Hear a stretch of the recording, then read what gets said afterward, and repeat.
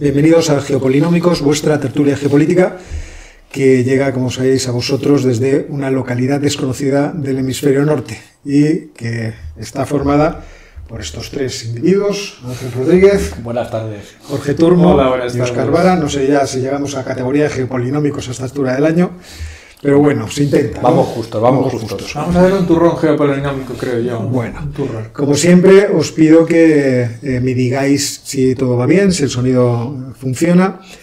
Hoy estamos estrenando además sistema sonoro de micrófonos, así que espero que, en fin, no esté todo mal como previsiblemente podía estar. Y lo que vamos a hacer es, como siempre, comenzar con las noticias geopolíticas de la semana. Empieza con las noticias. Volvemos a África.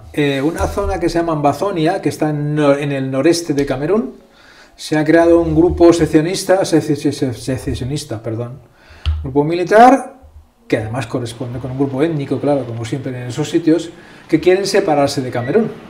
Y por ahora lo que están haciendo es una guerra de guerrillas contra el gobierno central, que por ahora está generando bastantes desplazados que se tienen que ir de esa zona de Camerún a Nigeria, que es la vecina. Pues está Nigeria para recibir. Efectivamente, está Nigeria. Hombre, lo que pasa es que en esa zona de Nigeria, que es el noroeste, no es donde están los grupos islámicos amenazando más. En Nigeria están al noreste, más cerca de Chad, etcétera, etcétera. Claro. Pero así todo. La cosa tiene mala pinta, porque cada vez que hablamos de África últimamente hablamos de un conflicto abierto o de guerrillas secesionistas o cualquier cosa. Y la segunda noticia es un conflicto abierto, el que sabéis que se está desarrollando en Etiopía entre el gobierno central y los rebeldes, al menos de Tigray, pero posiblemente también oromos y otras zonas. La noticia en este caso, como sabéis, la semana pasada os contamos que el gobierno central estaba retomando la iniciativa, había conseguido rechazar los avances de las milicias de Tigray, que estaban a casi 200 kilómetros de Addis Abeba, y la noticia es que ahora se sabe que al gobierno central le están armando los chinos y los iraníes. Es decir, le están vendiendo armas no muy sofisticadas, pero sí las suficientes como para permitirle tomar la iniciativa y, por ahora, parece que parar o reconquistar los territorios. Pero desgraciadamente me temo que te seguiremos esto con la semana que viene. Sí, bueno, esto no va a acabar pronto. Una cosa que es interesante y que se comentaba, yo lo comenté esta semana en el noticiario, es que los Estados Unidos habían decidido sancionar al gobierno del presidente Abiy, pero no sancionar a los tigraínos. Exactamente. Y ahí algunas personas preguntaban, ¿y esto por qué? ¿No es una democracia y tal? Y es verdad que el planteamiento del presidente Abiy al crear, ¿cómo se llama?, el Partido de la Prosperidad, que era un partido único que trataba de reunir a todos los partidos, también ha sido visto fuera de las fronteras de Etiopía como un intento de autoritarismo, de tomar todo el poder en sus manos. ¿Quiénes fueron los que se enfrentaron a esta decisión de Abiy? Los de Tigray. Entonces ahí tenemos también ciertas claves de por qué se está produciendo esto. Y por qué además China e Irán, viendo que los Estados Unidos no aterrizan y Occidente no aterriza, aprovechando el hueco, ahí nos vamos nosotros tan ricamente. A ver, normal. Pero además que tenían intereses, yo lo he contado ya mucho, pero los europeos habían montado allí, H&M habían montado ahí ya factorías para textil, y también la empresa esta de los Estados Unidos que tiene a Hilfiger. La marca de textil no es Hilfiger, pero a estas empresas que son ya muy famosas por todo el mundo. Sigamos, Ángel. No, Óscar ahora. Oye, a ver, que les estoy volviendo locos a estos con los cambios de cámara. A ver, yo tenía dos noticias, bueno, las dos noticias obviamente, seguramente las habéis escuchado antes. La primera es que se han reunido Biden y Putin. Telemáticamente, como está de moda hoy en día, por esto de verse juntos por la pandemia, que no está bien que se reúna la gente. Y sabemos de las conversaciones, sencillamente, que han puesto sobre la mesa sus posiciones, por ejemplo, respecto del problema de Ucrania. ¿Cuál es la posición de Putin? Ya es conocida, no queremos que la OTAN se despliegue más al este de lo que está.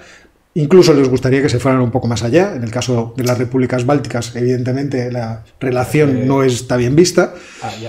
Y por otra parte, Biden pues le ha puesto muy claro que si es necesario les pondrán todo tipo de sanciones económicas que les desincentiven absolutamente de un movimiento como el de la posible invasión de Ucrania. Que ya, como publiqué vídeo ayer dando mi opinión, yo creo que no va a ocurrir, pero en cualquier caso, eso no quiere decir que las intenciones de Putin no fueran llegar hasta el final. Es decir, si la intención de Putin no es creíble, obviamente en esta negociación no lograría el resultado que desea. Por lo tanto, la amenaza de la invasión de Ucrania sigue existiendo. Si no se llega a un acuerdo que le sea satisfactorio, podemos ver cosas que nos sorprenderán. Pero esperemos que esto obviamente no pase. Y la segunda noticia, que todavía es difícil de descifrar, es que el encargado de seguridad de Emiratos Árabes Unidos ha rendido visita en Irán a su homólogo. Y en esa visita, de la cual no sabemos realmente de qué han hablado, pero nos lo podemos imaginar, por una parte, Emiratos está metido en la guerra de Yemen porque le interesaba proteger lo que era Yemen del Sur y además evitar el auge de los movimientos terroristas que habían surgido a raíz del desplome del Estado. Pues ahí había aparecido un ISIS de la República, de la Península Arábiga, había aparecido alguna de estas sucursales de Al-Qaeda que en realidad, pues vete tú a saber a quién rinden pleitesía, honor o lo que sea, porque como que la gente se pone los nombres que quiere. Y por otra parte, Irán obviamente está apoyando a los hutíes. Entonces ahí tienen un tema de conversación. Y el otro tema, evidentemente, son las negociaciones nucleares. A dónde quieren ir, a dónde no quieren ir, porque como os recuerdo son los asesores de seguridad. Pero el asesor de seguridad de Emiratos ha invitado formalmente al presidente Ebrahim Raisi, el presidente de Irán, a que visite los Emiratos. Con lo cual parece que hay algo más en toda esta historia de la que se ve a simple vista. Eso sí que es un cambio de juego. Es un cambio de juego que yo creo que es bastante interesante. Yo entiendo que hasta ahora indescifrable, porque no sabemos nada más, pero es de luego un tema que me parece especialmente interesante. Sí, pero tiene un cierto sentido porque en las negociaciones que están desarrollando ahora en marcha en Viena, entre los 5 grandes países más Alemania e Irán respecto al desarrollo de las plantas de enriquecimiento de uranio de Irán, lo que a veces echa a faltar es una especie de intermediario entre las dos partes y Emiratos Árabes Unidos podría ser un buen intermediario por el cual pasase la información entre un lado y el otro para dejarla un poco más masticada y más fácil de llegar a acuerdos. Lo que pasa es esto, este mundo es muy abierto sí. Y al final encuentra uno muchas conexiones distintas y lo que es difícil es verlas a simple vista. Ángel. Nada, 3 cosillas. La primera es que, yo siempre lo digo, pero es que es así, los alemanes siguen tan previsibles como siempre y a pesar de nuestras advertencias de la coalición semáforo, que no saben por dónde tirar, pues ya tenemos nuevo presidente, nuevo canciller, perdón, no es presidente, y la República Federal de Alemania, Scholz, y despedimos ya, espero que definitivamente a Angela, que ya ayer ya dijo que se iba y se iba. Bueno, aparte de la ceremonia, la verdad es que fue curiosa con la música de Nina Hagen, pero bueno, pues eso, 99 Red Balloons o como fue que... No recuerdo cuál era la canción porque como lo interpretaba una banda militar. Ya, pero Nina Hagen era punk. Sí, pero era punk. Interpretada por una banda militar prusiana, pues aquellos que sonaba fatal. O sea, yo tampoco le entiendo mucho el sentido de aquello, pero bueno, pues nada, alemanes. Ellos sabrán. Más. Luego el segundo, pero yo creo que Óscar tiene más información que yo, el boicot de Estados Unidos, el boicot diplomático de Estados Unidos a los Juegos Olímpicos de Pekín, que ha enfadado muchísimo a los chinos y dicen que van a hacer no sé qué más, entonces ya veremos cómo... Aquí se han unido los australianos, el AUKUS. El AUKUS se ha unido. El AUKUS se ha unido. Pues tienen que estar muy preocupados los chinos. Yo no dormiría, no vienen los diplomáticos, pues si no vienen los atletas ya te digo yo que un problema sí es. Se van a ahorrar un dinero en espías y en guardaespaldas, que para qué, vamos, claro, tampoco tiene más. Y la tercera, que es realmente la noticia importante, es que contra todo pronóstico el Atleti ha pasado octavos de la Champions y el Barcelona previsiblemente se va a la Europa League, pero bueno, casi no pasáis, no es por nada, yo no quiero decir nada. Por eso he dicho el contra todo pronóstico, porque yo hasta el minuto 89 no lo tenía nada claro. Bueno, pues con esta bomba informativa damos por terminada la tertulia. La sección de noticias. Bueno, la sección de noticias y vamos directamente con la tertulia.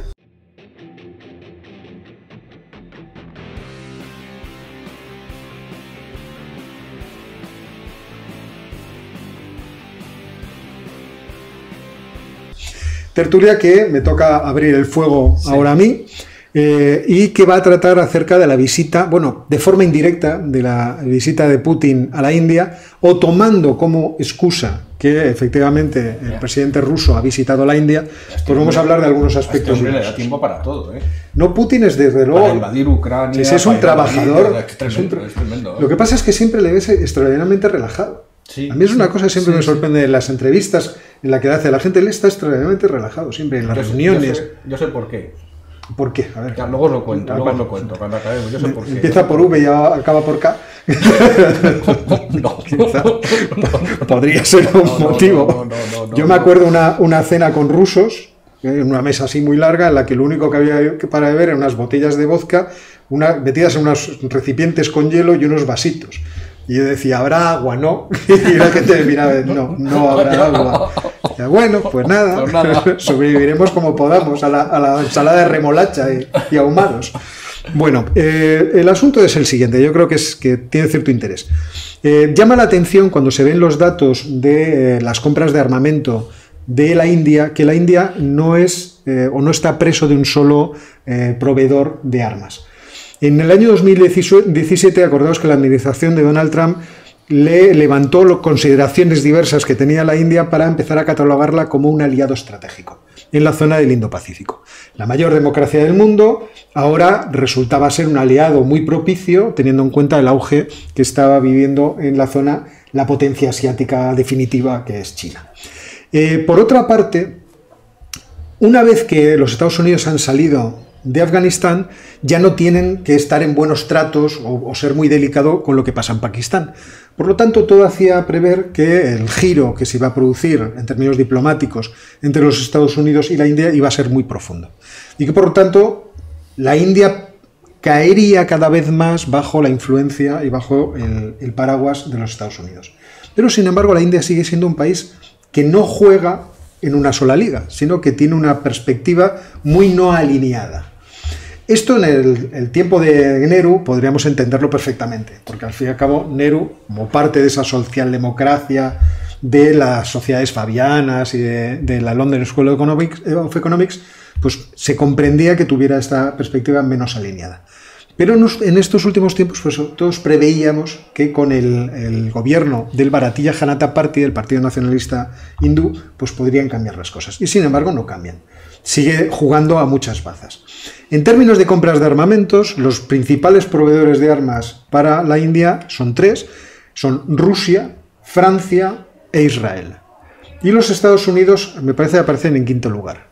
Sin embargo, esto no había sido así hasta el año 2015. Hasta el año 2015, cuando estuvo gobernando Singh, la Asamblea Nacional del Congreso, la relación era mucho más intensa. Y esta se ha ido diluyendo con el tiempo. La India ha hecho movimientos muy llamativos en términos de compras de armamentos, por ejemplo, la adquisición de los sistemas de misiles antiaéreos S-400, por los cuales recordemos que los Estados Unidos levantaron el proyecto de venderle los F-35 a Turquía, y ahora, en esta visita de Putin, pues les han encargado unos cuantos cazabombarderos, los Sukhoi, los Su-29 y los MiG-35. Perdón, los MiG-30. Con lo cual, ahora tenemos que esta relación parece que se profundiza. Sin embargo, los Estados Unidos siguen en la idea de que podrán atraer a la India a sus intereses de manera cada vez mayor, teniendo en cuenta los problemas que puede suscitar dentro del Pacífico China. ¿Qué es lo que me parece que subyace en todo esto? Que creo que es lo que yo estaba pensando el otro día. Qué cosa tan curiosa, ¿no? Teniendo en cuenta que podrían tener en la mano los F-35 y los sistemas de armamento de los Estados Unidos, dadas las circunstancias geopolíticas, prefieren seguir siendo independientes de los Estados Unidos y además incluso ser independiente también de Rusia. Ellos tienen los Rafale, de todos. O sea, quiero ser independiente de todos. ¿Y qué puede subyacer a todo esto? Y yo creo que es el propio espíritu que mueve la presidencia del presidente Modi. El presidente Modi, como parte del movimiento nacionalista hindú, se ha demostrado especialmente nacionalista, en el sentido de, en los últimos tiempos, además, al principio era mucho más liberal, vamos a tratar de llevarnos bien con todas las tendencias que hay dentro del país, pero poco a poco, a medida que progresa en su presidencia, está muy claro que el concepto de hinduismo, de la cultura hindú, de la visión de lo que es el territorio que al cual se debería extender la India, va creciendo y que el concepto de hindutva está detrás de sus políticas. Y hay que recordar que el concepto de hindutva no es solamente un concepto territorial, sino que también es un concepto cultural del cual pueden participar otros. Es decir, el planteamiento incluso religioso es un planteamiento de podemos convertir a los demás a nuestra cultura. cosa que los hindúes no han tratado nunca, pero que yo creo que está dentro de las intenciones que pueden verse en la presidencia actualmente. Entonces, esta era la propuesta que yo traía hoy a la mesa, que me parece divertida de poder comentar. ¿Es este multilateralismo un reflejo de esta visión ideológica que tiene de sí mismo el partido, el Bharatiya Janata Party, o no? Puedo haber dicho una tontería. Hay que tener en cuenta que estamos a final de año y yo ya estoy muy cansado y busco los temas con... Si lo digo por lo del concepto de diversión que tienes, digo, joder, bueno, a mí me parece un tema interesante. Cosa más complicada, madre mía. O sea, es que obviamente esto se puede alargar mucho, pero recordad que este movimiento hinduista nace a principios del siglo XX con un artículo fundacional, no me acordaré obviamente del político que emitió aquel artículo, que se llamaba ¿Qué significa ser hindú? Sé que empezaba por ese, Sarnarkar, algo, pero ahora no me acordaré. Y que en realidad el Partido Nacionalista Hindú no tuvo su oportunidad hasta finales de los años 80, principios de los 90. ¿Por qué? Porque después de la independencia, protagonizada obviamente por el movimiento político de Gandhi, o por el movimiento político en el que Gandhi había estado militando desde los años 20, fue la Asamblea Nacional del Congreso la que gobernó incontestadamente la democracia india hasta 1992, me parece que creo recordar, que es cuando el Bharatiya Janata Party, no, fue más tarde, 1998, cuando el Bharatiya Janata Party logra entrar por primera vez en el poder. Además, después de una serie de historias muy divertidas, en fin, vistas, entiéndaseme, pues hay algunos de nuestros oyentes que dicen: tengo con mala conciencia porque me río con ustedes de cosas que son trágicas. Y son trágicas, o sea, esto no nos vamos a engañar. Pero trágicas. Hay que reconocer que esos trasfondos que tienen... Sí, es mejor pero tienen una serie de trasfondos que realmente, en fin, si no te ríes...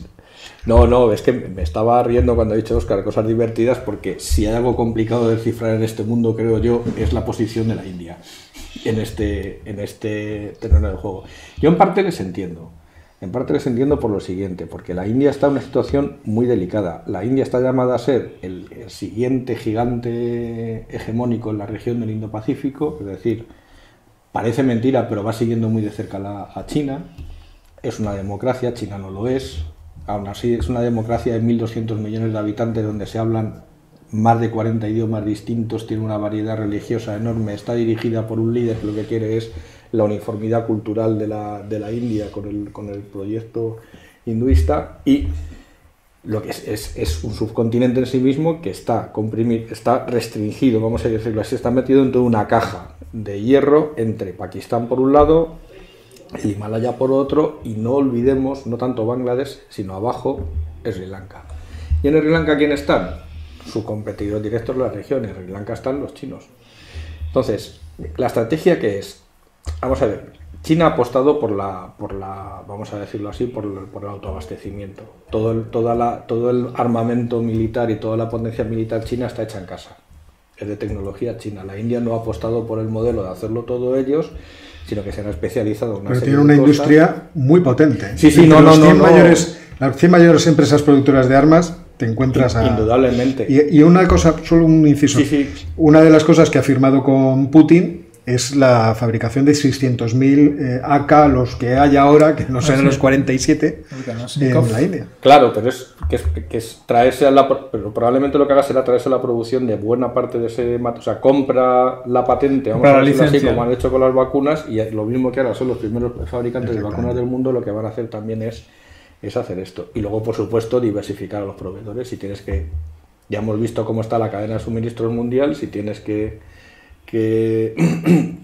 proveerte de materiales de otras partes del mundo, pues diversificas. Y entonces es muy probable que vuelva a comprar material norteamericano. Ahora, hay una cosa que tienes toda la razón, y es decir, con Modi en la presidencia es India, con lo cual la posible alineación estratégica con Estados Unidos para contener a China, ya veremos. Porque va a depender de sus sobre todo la relación con Pakistán, creo yo que es lo que le marca el más, porque si es algo Modi no es tan, yo creo, por algunos incidentes que hubo cuando era presidente de la región de Gujarat, no es tan hinduista como antimusulmán, que es lo que realmente es. Modi es antimusulmán. Entonces, es quizás ese, por eso con este partido el enfrentamiento con Pakistán, o la tensión, mejor dicho, no el enfrentamiento con Pakistán, va a subir un punto de voltaje más. Bueno, yo no diría que solamente antimusulmán, ¿eh? O sea, yo no lo diría eso. Pues me parece que el aspecto racista y étnico del hinduismo está muy presente en algunas manifestaciones del gobierno del Bharatiya Janata Party y también en algunas declaraciones de Modi.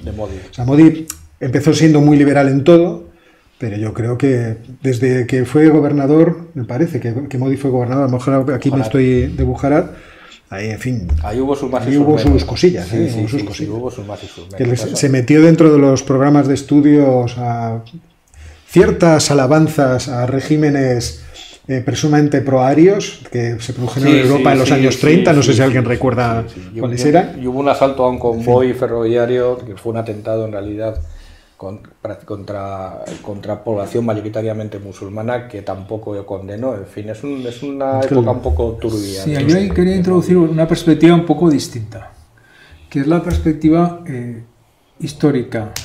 Hay que pensar que la India, como Pakistán, llevan siendo independientes poco más de 70 años. Sí. Y se independizaron los dos de Gran Bretaña y se separaron por la religión. Pakistán, Bangladesh y la India. Eso tiene una implicación, y es que la India inicialmente no tiene una posición geopolítica como aquellos países que durante mucho tiempo han sido independientes. Eso se nota, con respecto a China, con respecto a Japón, etcétera, etcétera. Porque el problema de la India en los años 50 es doble: el enfrentamiento con Pakistán, que ahí estoy de acuerdo con Óscar, que desgraciadamente ahora mismo Modi lo está fomentando porque quiere que la India sea un país monolíticamente hindú y que no haya los pakistaníes de la isla, hay más pakistaníes en la India que casi en ningún otro país. Claro. Más musulmanes. Aparte musulmanes. Pero aparte de eso, es que la India no tiene una tradición geopolítica. Aparte de ese problema, se encontraba con una frontera común con China relativamente conflictiva. Entonces su solución inicial en ese sentido fue apoyarse en Estados Unidos, más o menos, pero fue por ese enfrentamiento, que además era un enfrentamiento de poca dimensión. Ha habido varias veces, pero en una zona muy aislada, sin grandes problemas de territorios que intercambiar desde ningún punto de vista. Entonces, geopolíticamente la India no ha estado ni presionada por nada, ni ha tenido objetivos hasta hace un cierto tiempo. Ahora, ¿qué es lo que ocurre? Ahora lo que ocurre es que se encuentra que China está creciendo mucho más y es un vecino económicamente más fuerte, políticamente depende cómo lo veas, que es lo que decías tú, ¿no? Es bastante más fuerte, entonces la India tiene que intentar ponerse al paso con la China, pero sin perder una identidad que es que geopolíticamente no la tiene. Y si geopolíticamente no la tiene, pues evidentemente eso refleja en la compra de armas. Lo único que no va a comprar la India es armas a China. Va a comprar armas a quien sea. A todas partes, porque lo que decía Óscar también, tiene una identidad propia. 1.200 millones de personas, aunque la economía no esté tan desarrollada, ni mucho menos, aunque está empezando a crecer, tienen un peso en la zona. Y además resulta que Bangladesh hace, digamos, de frontera o de limitación, de separación entre la India y toda Indochina. Con lo cual su influencia, que en tiempos históricos era importante sobre esta zona, está cortada. Allí. Entonces, en cierto modo están encerrados. Como también le pasa a China, desde otro punto de vista. Están encerrados, entonces tienen que basarse en sí mismos e ir definiendo sus propias prioridades, a lo mejor más en términos ideológicos o económicos que políticos. Por tanto, en ese escenario, ¿a quién le compro armas? Pues a ser posible diversifico los proveedores, combino los sistemas de armas, me llevo bien con casi todos, porque si le compro a Israel, a Francia, a la Unión Europea, a Rusia, al final acaba comprando a Estados Unidos. Sí, Estados Unidos obviamente tiene... Me llevo bien con todos. Me llevo bien con todos a esos niveles, que es lo que yo me puedo plantear geopolíticamente, como la India. Y sabe nada más que Estados Unidos no puede hacer nada en la zona sin contar con ella. Evidentemente. Bueno, me gustaría agradecerle a Sergio Aravena el café semanal. Ya, si algún día coincidimos, te aseguro que la invitación será mía. Y quería hacer un pequeño comentario sobre el futuro de la India, porque efectivamente ahora mismo me parece que en términos nominales el Producto Interior Bruto de la India es 4 veces inferior al de China, y en paridad de poder adquisitivo es la mitad. Sí.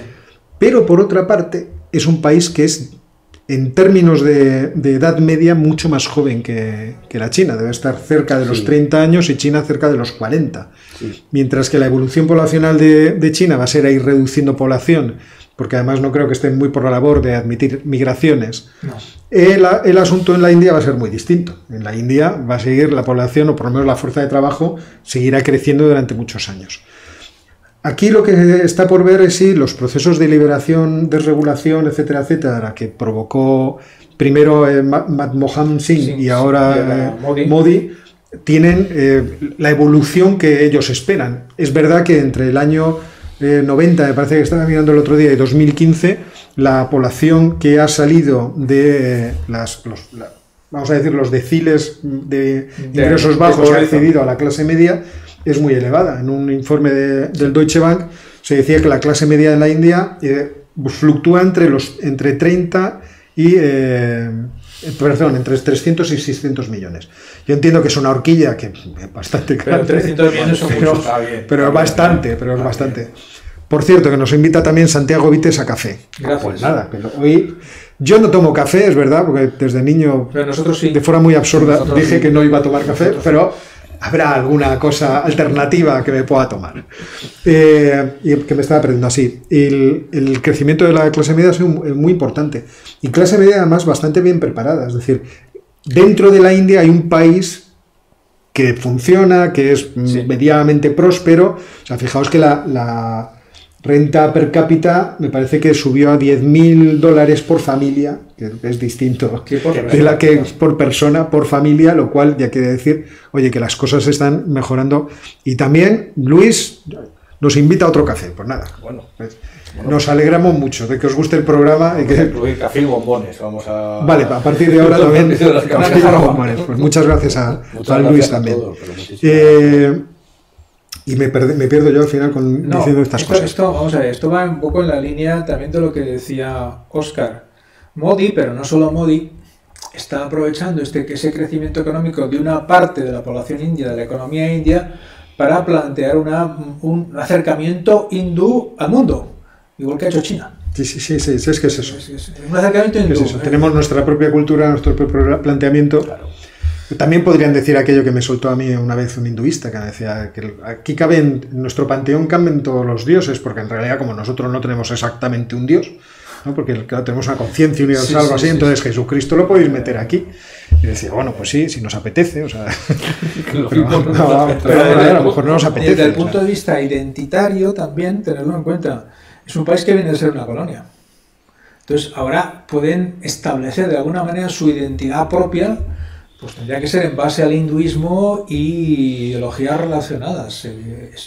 Bueno, pues que la verdad es que el mensaje nacionalista tiene una gran potencia. Siempre. Porque como tenemos un sesgo, ya lo comentamos la semana pasada con el libro del Factfulness, un sesgo de nosotros y los demás, y lo que haya, aquello de los bárbaros, ¿no? ¿Quiénes son los bárbaros? Los que ni siquiera saben hablar, los que dicen cosas muy extrañas. O aquellos de los caníbales, estos como son otros, pues a lo mejor son comestibles. O sea, sin exagerarlo tanto, es verdad que el nacionalismo tiene una gran fuerza para los pueblos en términos políticos, porque es una exaltación de lo que se supone que somos nosotros. Y fíjate, una cultura milenaria como la hindú, que es, como digo yo siempre, una cultura completa. Es decir, que es todo. En términos intelectuales, todo. Artísticos, filosofía, matemáticas, la conexión de la lógica ayurvédica con la lógica griega en aquellos momentos, es decir, hace 2500 años. Medicina, o sea, lo que no es ninguna tontería. No es casualidad que el partido con el que la India accede a la independencia es el Partido Nacional, el Partido del Congreso Nacional. Sí, lo que pasa es que entonces era mucho más amplio que referirse a lo hinduista, pero... Exactamente. Es mucho más complejo. Entonces, bueno, ¿os parece que hasta aquí? Sí. ¿El asunto de la India? Sí, bueno, pues con las ahora, preguntas de los oyentes ya más. A ver si logramos decir algo con más sentido después. Nos ha quedado un montón de anécdotas. La India es realmente también uno de esos ámbitos absolutamente... Hay un libro maravilloso, pero me lo voy a reservar para una referencia bibliográfica posterior sobre la India. Me parece muy bien. Sobre la India estupenda. Pero ahora cambiamos de tercio y nos adentramos en el terreno histórico, entiendo. Sí. Pero poco, ¿no? O sea, una fecha reciente. Nada, una fecha reciente, bueno, el año 4500 antes de Cristo para empezar. Fijaos, o sea, nos podemos ir a tomar los cafés, Jorge y yo, y dejamos aquí en compañía de los oyentes. No, que lo voy a hacer rápido. Tú les convences. No, es que el otro día estaba pensando, digo, bueno, ya que Vladimir va a invadir Ucrania, deberíamos de explicarle qué es lo que va a adquirir, porque uno no se va a comprar cualquier cosa y no se entera de lo que está comprando. Y vamos a ver qué es lo que va a comprar Vladimir. Ya un poco más en serio digamos que sería una sección como Ucrania en profundidad o Ucrania a fondo, o qué es lo que es Ucrania. ¿Por qué? Porque la idea de que Ucrania vuelva a Rusia, que es lo que subyace detrás de los discursos nacionalistas rusos y especialmente los que salen del Kremlin, es que en realidad Ucrania nunca debió salir de Rusia porque Ucrania siempre fue Rusia.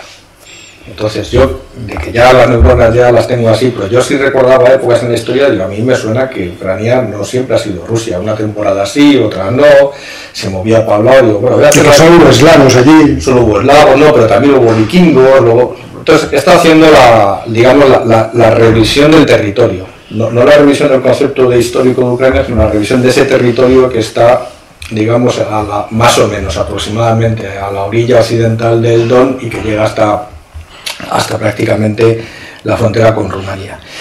Y si decimos que se nos llena la boca de decirlo, que España es un crisol de culturas, etcétera, etcétera, etcétera, Ucrania es un alto horno, porque por allí ha pasado, yo creo que no se ha quedado nadie sin pasar.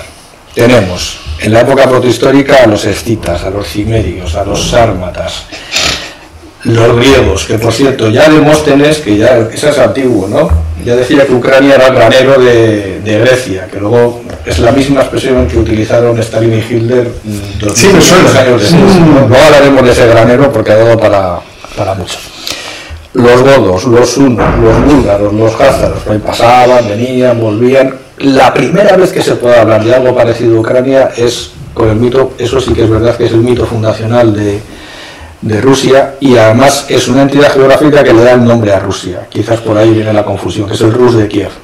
¿Por qué se llama el Rus de Kiev? El Rus de Kiev se llama así porque en una de esas fundaciones, sucesivas fundaciones, en la ciudad de Kiev se asentaron los varegos, que eran una escisión de los vikingos, y los pueblos eslavos y los fineses llamaban a los suecos actuales, a los vikingos, Rus. Entonces de ahí viene el Rus de Kiev, que eran los donde vivían, estaban en y luego pasó a Rusia. El barrio, vaya. Rusia viene de ese término rus, con lo cual es un poco lioso aquello. Aquella Rusia se fundó y aquella Rusia desapareció 200 años después cuando llegaron los mongoles y se arrasaron con todo, y aquello no quedó absolutamente nada. Fin de la primera Ucrania.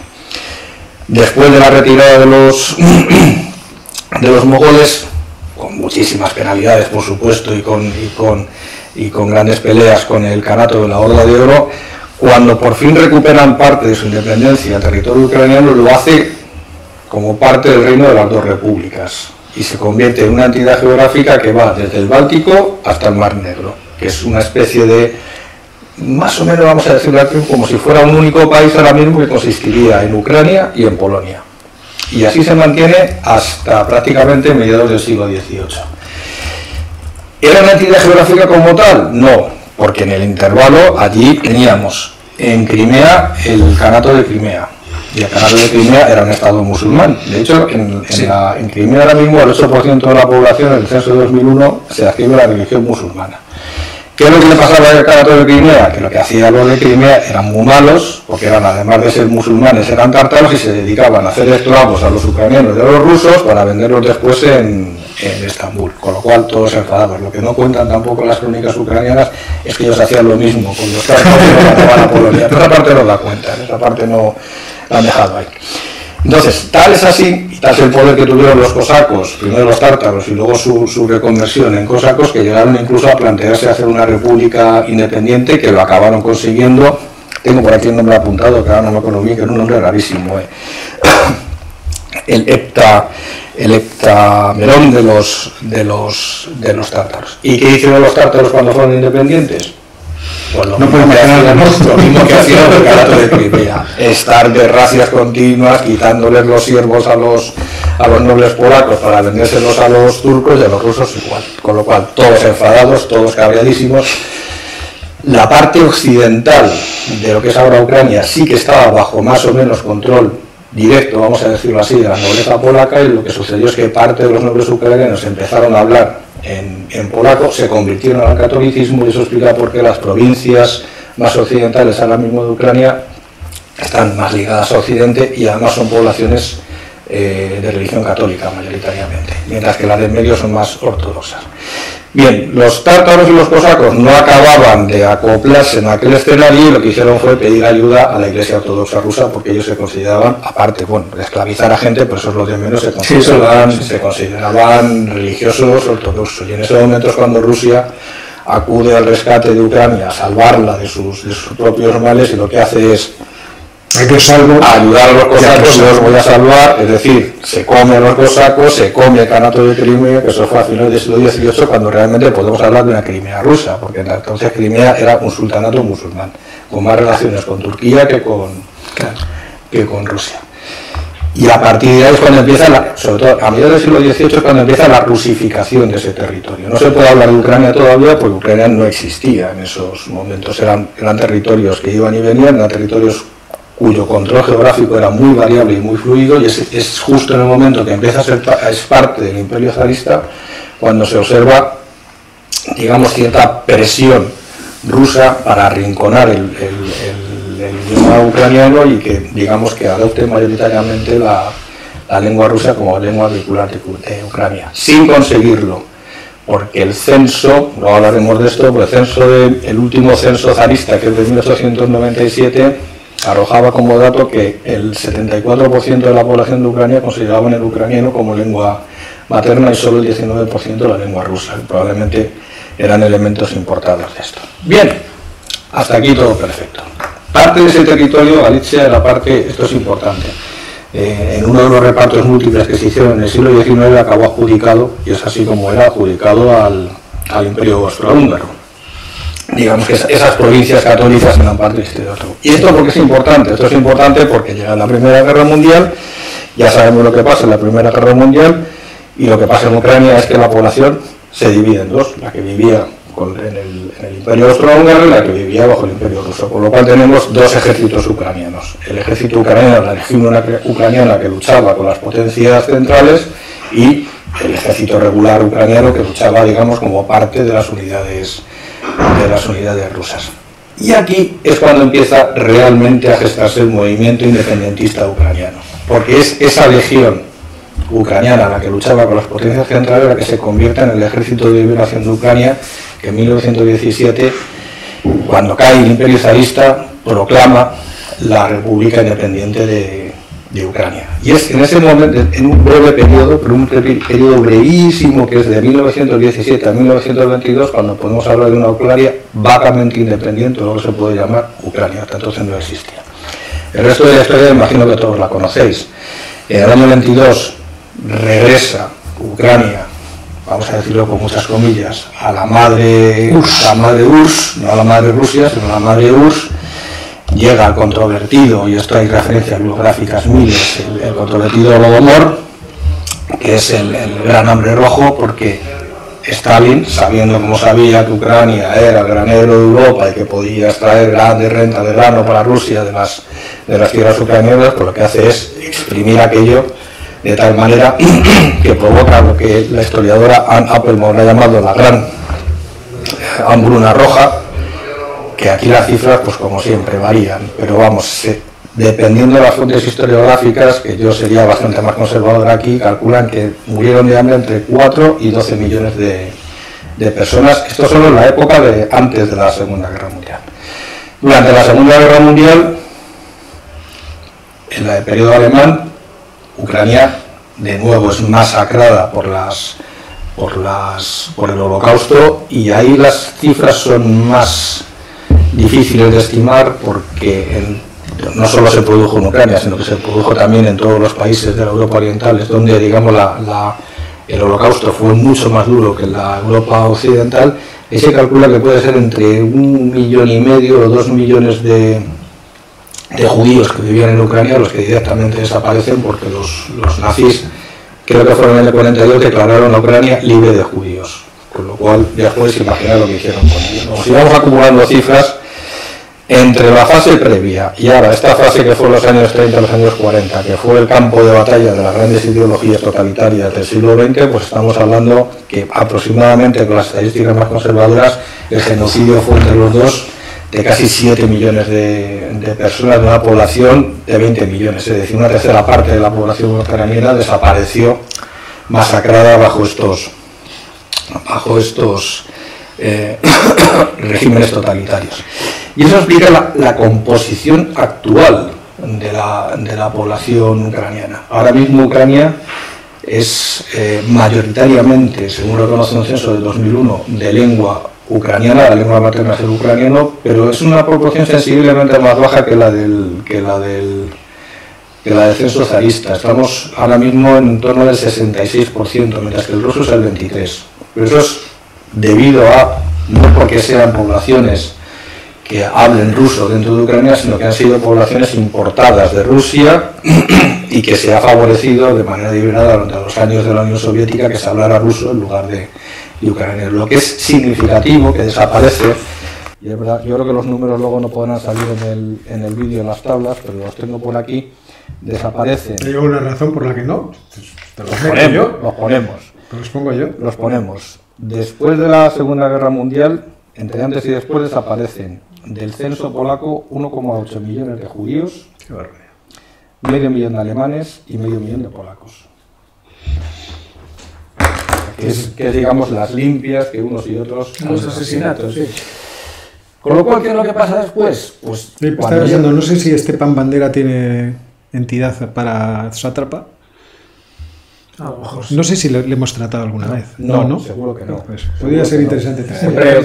Siempre hay opciones. Sí. Con lo cual, luego llegamos ya a la época de la independencia, llegamos a los 3 Maidanes, llegamos a ese sentimiento de oposición a la dominación rusa. Yo creo que aquí hay que ser muy fino, hilar muy fino en lo que estamos hablando, porque sin conocer bien la realidad sociopolítica actual de Ucrania, me da la impresión que no es tanto la oposición a Rusia como es tanto la oposición lo que la autocracia rusa representa en estos momentos, que es una cosa bastante distinta. Es decir, no creo que esa población ucraniana que se subleva en el Maidán sea un sentimiento inicialmente, un sentimiento nacionalista ucraniano estricto, sino lo que no quieren es lo que significa el régimen autocrático que le quiere imponer Putin desde Moscú. Es decir, no creo que sea un rechazo a Rusia, sino que es un rechazo al tipo de régimen que hay en Rusia. Muy posiblemente. Vamos a ver, antes le damos las gracias a Francisco Martínez, que nos invita a un coñac. Gracias. Pero vamos a ver, vamos a ver. Estamos hablando de Ucrania, será algún tipo de vodka o algún tipo de bebida hecha con vodka, que es la característica de las bebidas ucranianas. Hay una que hacen con miel y con fruta. Qué peligro pues sí, no creo que la encontremos, pero haremos lo que podemos. Muchas gracias, Francisco. Vamos a ver, efectivamente el asunto en los conflictos que se han producido desde 2014, yo creo que tienes razón tú, que ahí existe una reacción pro-democrática, vamos a decirlo así, pero más que pro-democrática, pro-ilusión europea. No lo voy a llamar pro-Unión Europea, sino pro-ilusión europea. Porque todo surge, porque al parecer ya estaba todo planificado para aceptar un acuerdo preferencial de comercio, me parece, no era tampoco una unión con la Unión Europea. Era, digamos, el principio de acuerdo que se firma siempre para empezar el procedimiento de adhesión a la Unión. Y de repente aquello se rompe para girarse hacia Moscú, y eso es lo que produce en realidad las manifestaciones del Euromaidán, que luego se complican posteriormente con otra serie de episodios que van sucediendo dentro del país, y de los cuales hay muy variados. No solamente lo que sucede en el Donbass, lo que sucede en Odessa, alrededor también de grupos, iba a decir pronazis, o neonazis, mejor dicho, neonazis, porque están muy relacionados también con grupos de fútbol, este tipo de ultras que se... de ángeles de infierno. Sí, todo este tipo de movimientos un poco alternativos, ¿no? que buscan también el neonazismo moderno, pues una unión violenta. Entonces ahí hay mucho metido dentro de todo ese proceso. Pero es verdad que existe bastante ingenuidad, o se utilizan una serie de argumentos muy planos a la hora de considerar los movimientos de Rusia en Ucrania. Entonces, como Ucrania siempre ha sido Rusia, lo que debería hacer Rusia es invadirlo y ahí se lo quedan. Sin la opinión de los que están ahí tampoco, o sea, no le vamos a preguntar nada, ¿no? Y sin hacer consideración de la ley internacional, nada por el estilo. Y en gran medida todo esto surge de ese momento mítico del Rus de Ucrania, que es siglo XI, ¿no? Me parece. O anterior, siglo IX, fíjate. Pues. Siglo IX. O sea, algo que sucedió ahí, y hacemos abstracción de todo lo que sucedió entre medias. Barrido completamente. No, pero además es un poco la idea de que todos esos movimientos históricos, estas ligaciones históricas, tienen que determinar también incluso el presente de las comunidades concretas. Que eso, cuando es aplicado a cada uno de nosotros como individuos, nos negamos inmediatamente. Usted es el fruto de una tradición milenaria, entonces lo que debería es vestirse con un gran sayo, un sombrero de triángulo, no, y tú dices, no, mire, es que yo quiero ser... futbolista. Claro, quiero ser futbolista. Entonces, mayor que ser futbolista. Y esto es algo con que la gente, cuando opina de estas cuestiones, lo hace con una alegría extraordinaria. Sí, en el tema de Ucrania yo tengo la sensación de que, digamos que Ucrania está buscando su identidad. Sí. Porque como decía Ángel, como entidad independiente, etcétera, etcétera, en tiempos recientes, no nos podemos ir al siglo XVI o XVII, porque la realidad es totalmente distinta y además entonces no existían naciones. Como entidad independiente no ha tenido existencia. Entonces, ahora los ucranianos, desde que cayó la URSS, desde la presión de la URSS la primera vez, llevan 30 años que han sido un país independiente, entonces tienen que buscar su identidad, una identidad que no pueden buscarla mucho en la historia, porque en la historia han pasado demasiados pueblos, demasiadas religiones, etcétera, etcétera, son una consecuencia de eso, y tampoco mucho irse al Rus. En esa búsqueda de la identidad, algunos ucranianos se identifican con Rusia directamente, pero directamente, pues sea por lengua, sea por cercanía, etcétera, etcétera. Nosotros somos rusos, o por tradición, que como pasa en Bielorrusia, ¿no? Si yo hablamos ruso, aquí somos rusos, pero somos ucranianos. Claro. Se identifican con Rusia y eso evidentemente es algo que hay que tener en cuenta.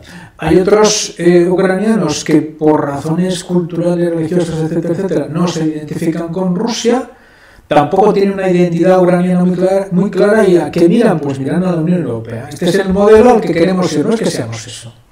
Queremos actuar o tener unas instituciones y un funcionamiento parecido al de la Unión Europea.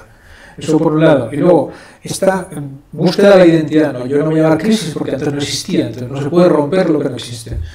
Hay otro elemento que es que hay una clara diferencia entre las distintas cohortes. Los ucranianos más viejos, que han vivido en la URSS, etcétera, etcétera, no es que se sientan rusos, pero dicen, bueno... No, y además porque hay una experiencia vital de que vivían más tranquilos y mejor en la época soviética que lo que vino después. Pero los jóvenes evidentemente dicen, no, nosotros queremos otra... Funcione mejor o peor el país. Queremos que el país sea distinto. Y por ahí va el Euromaidán. Entonces ellos mismos están en esa tensión y tienen por un lado a Rusia que está tirando de su lado. Es que está literalmente, es como si hiciese presión para que el lado ruso de Ucrania vuelva a reintegrarse a Rusia, por lo menos. Ahora mismo la tensión que se está produciendo dentro de Ucrania, no me refiero a todas las festividades y todos los fuegos artificiales que hay alrededor, es la tensión de cómo resolvemos precisamente eso. Es decir, la asimetría o las diferencias que existen en términos territoriales dentro del país o en el espíritu de las distintas entidades territoriales que existen dentro del país. Dentro de los conflictos que se produjeron en 2014 y de las amenazas insistentes de Rusia poniendo tropas en la frontera y que vienen de principios de año, pero en fin, supongo que se pueden prolongar si esto sigue así, existe el problema de cómo se resuelve ese conflicto a través de acuerdos que ya se han firmado. Hay que recordar que la solución Steinmeier, que es un intento de aceleración de los acuerdos de Minsk 1 y 2, es algo que ahora mismo Zelensky, el presidente ucraniano, no quiere, no le conviene, no le interesa, y que es lo que tiene bloqueada la situación.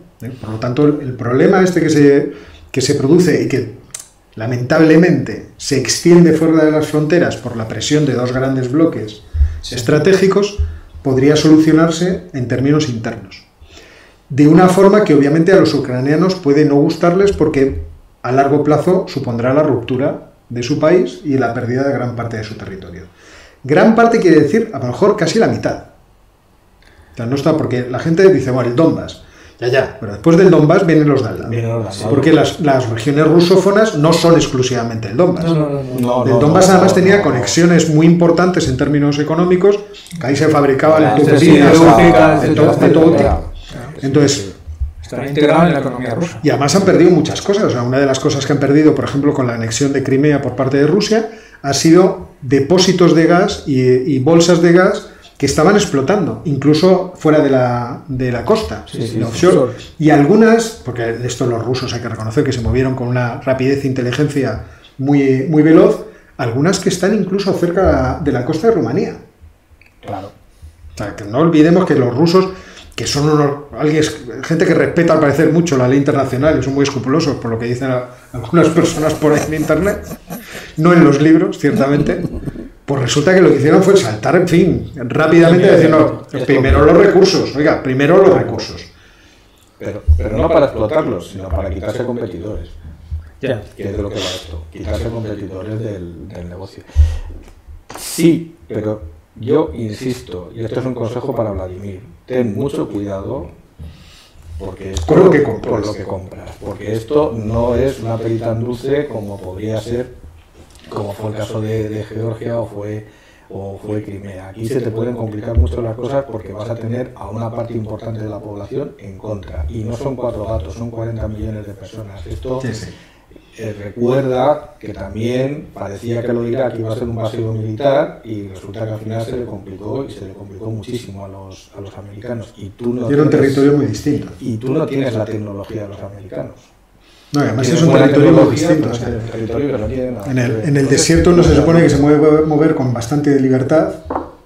Recuerdo el magnífico libro que escribió un corresponsal de Rolling Stone, empotrado en una unidad de, ¿cómo se llaman? Es de marines de reconocimiento. De los marines de reconocimiento, que dio lugar a una serie de televisión que no me acuerdo ahora mismo cómo se llamaba, de HBO.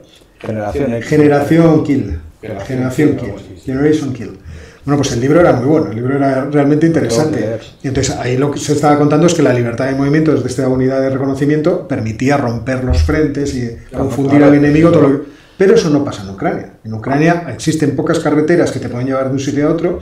Es cierto que Rusia tiene la capacidad más que sobrada para tomar los puntos neurálgicos con brigadas aerotransportadas y tomar gran parte del país. El otro día, en un artículo del Atlantic Council, un especialista en cuestiones de geopolítica y militares, Thomas Hamel,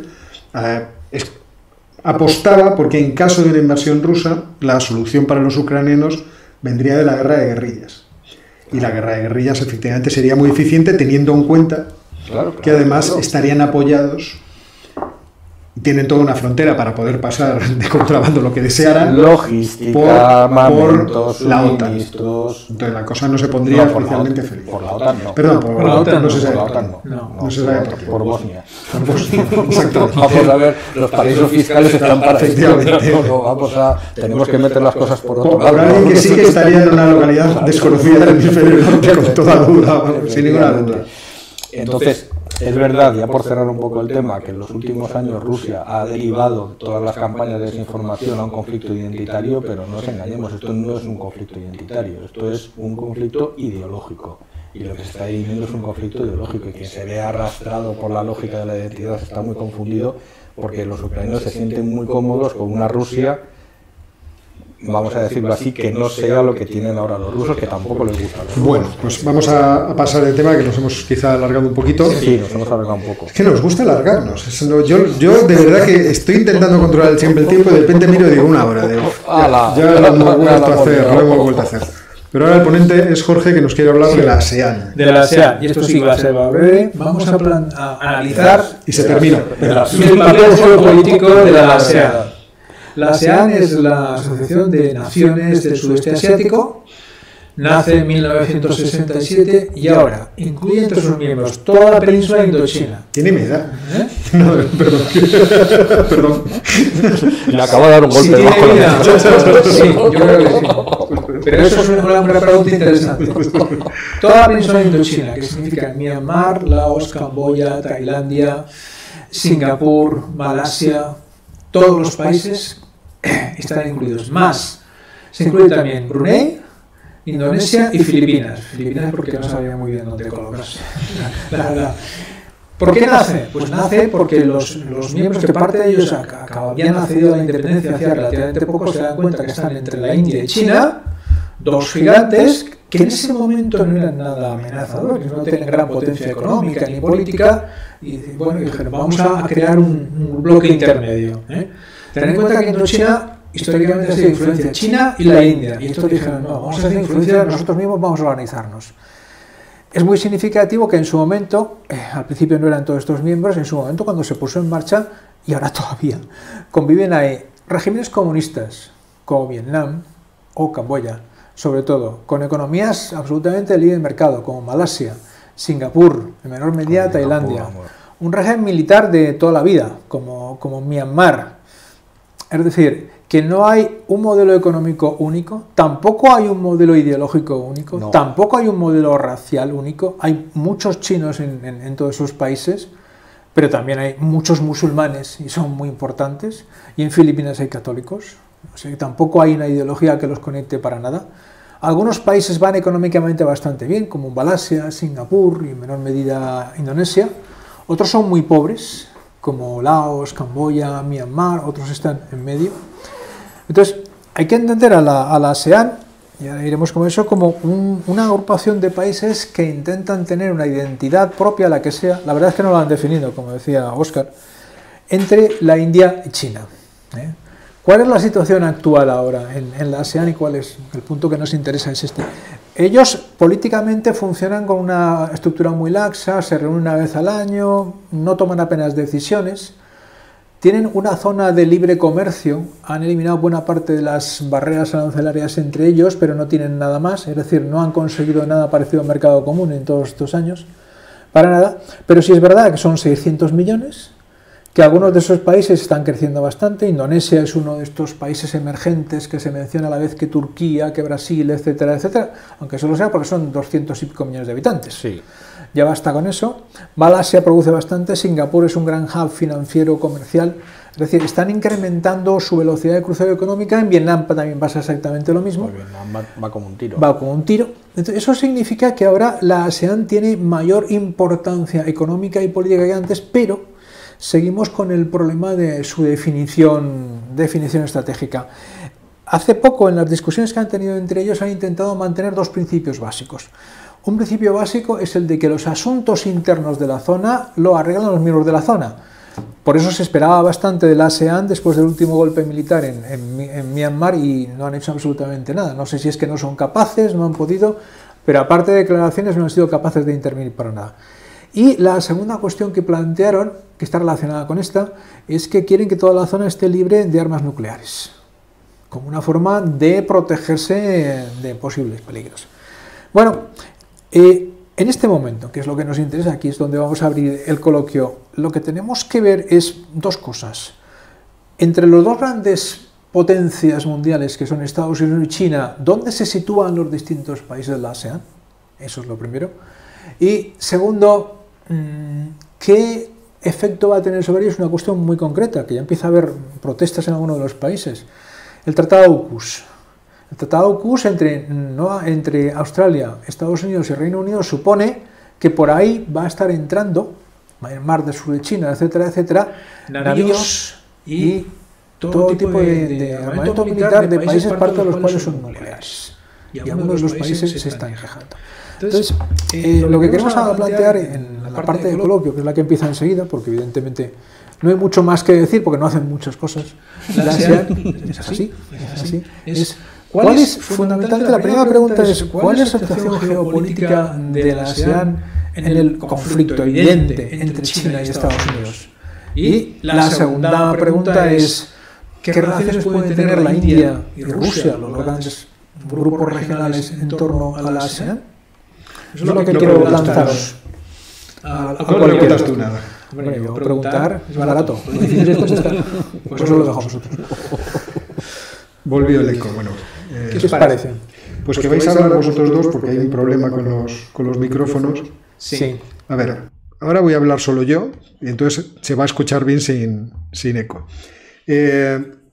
Yo creo que el problema de la ASEAN hoy en día es el problema que no tienen músculo económico y no tienen músculo militar suficiente como para oponerse a nada. Entonces, la ASEAN es el proyecto precisamente de poder tener entidad suficiente, porque en términos poblacionales pasan de los 400, 600 millones. Es una cosa... Entonces, tienen suficiente entidad ahora mismo como para que el crecimiento económico de las deslocalizaciones les pongan en condiciones de convertirse en un actor lo suficientemente potente como para decir, oye, estamos aquí y las tropelías que puedan intentar unos u otros en nuestro territorio, etcétera, etcétera, que sean imposibles de realizarse. Quiero decir, obviamente la semana pasada hablábamos del problema del Mar del Sur de la China, y el problema del Mar del Sur de la China es un problema de una potencia hegemónica que quiere extenderse y además arrollar a los demás de forma tremenda. Entonces, lo que pasa es que yo creo que ahora mismo la gran alternativa de la ASEAN es hacer acuerdos con los que están dentro del cuadro, pero no son China, para poder reequilibrar la situación. Y obviamente en un futuro el crecimiento económico que se vaya a producir dentro de toda esa región, que va a ser, yo creo, disparatado. O sea, yo tengo una confianza, no voy a decir limitada, pero enorme, de las posibilidades económicas del sudeste asiático, porque tienen la mitad de la población mundial, porque el crecimiento de China está siendo espectacular y porque el crecimiento de la India también lo es. Entonces, las cosas cambiarán mucho y el actor que va a ser la ASEAN va a ser tremendo. No sé qué... Sí, es que además hay que tener en cuenta lo siguiente, que es que no en vano antiguamente se llamaba esta región Indochina. India y China. Era una zona, la idea no es mía, no me da la cabeza para tanto, es de Robert Kaplan, ha sido históricamente la zona de confluencia entre las dos grandes civilizaciones de la India y la China. La ventaja que tiene esta región y que no tienen otras es que es ahora mismo la vía de tránsito de la mayor ruta comercial mundial y la que va a ser la gran ruta comercial mundial probablemente durante todo el siglo XXI, que es la ruta que conecta Oriente Medio y la India con China. Entonces, se van a beneficiar de eso, se van a beneficiar de que tienen grandes y buenos puertos, se van a beneficiar que tienen muy buenas infraestructuras, se van a beneficiar de esa población, que son más de 600 millones, y se van a beneficiar de una tradición milenaria que tienen de relaciones comerciales, de productivas, de tráfico, etcétera, etcétera, etcétera. Entonces, como bien dice Jorge, ahora mismo están en un problema de definición. O sea, han dejado de ser prácticamente desde ayer colonias de lejanas potencias europeas que no se sabe muy bien qué pintaban allí, y ahora están un poco como Ucrania, quizás buscando su identidad, pero es un mercado más grande que el europeo, claro, en términos de población. En cuanto empiecen a crecer un poco, se convierte, ya lo dijimos la semana pasada, en destino preferente de las exportaciones chinas y de las exportaciones indias. Es decir, ahí es, digamos, donde está este es el centro del mundo realmente ahora mismo. El centro económico del mundo de la economía, no del mundo de las finanzas, está alrededor de Singapur.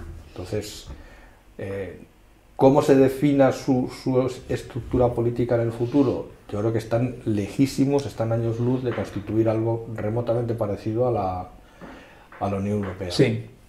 Porque, digamos, los mimbres políticos, pero sobre todo los mimbres históricos, porque recordemos que la Unión Europea existe por la Segunda Guerra Mundial, porque si no hubiera habido Segunda Guerra Mundial probablemente no existiría la Unión Europea, digamos, no se da todavía.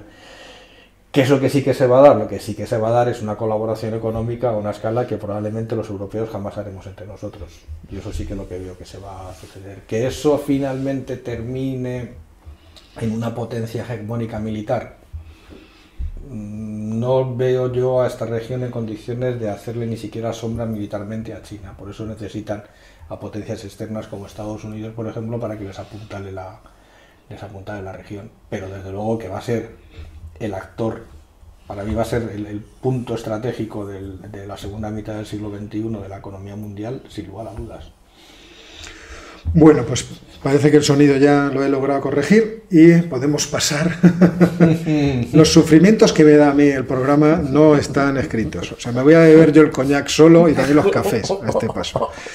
Y lo que vamos a hacer es pasar a nuestra sección del Mirlo Blanco, porque hoy vamos a hablar de un personaje que prometí que iba a hablar de él la semana pasada y que en realidad no tiene mucho que ver en términos geopolíticos, más que casi tangencialmente. Así que vamos con él.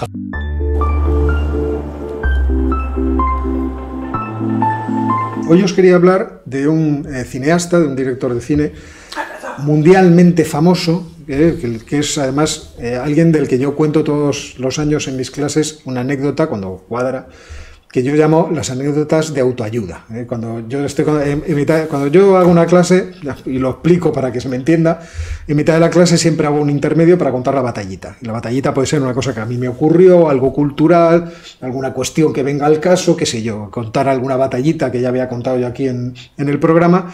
Y hay dos batallitas de autoayuda que a mí me gusta mucho contar, que son la de Heinrich Schliemann, el que descubre Troya, la ciudad de Troya, y por otra parte la historia de Frank Capra.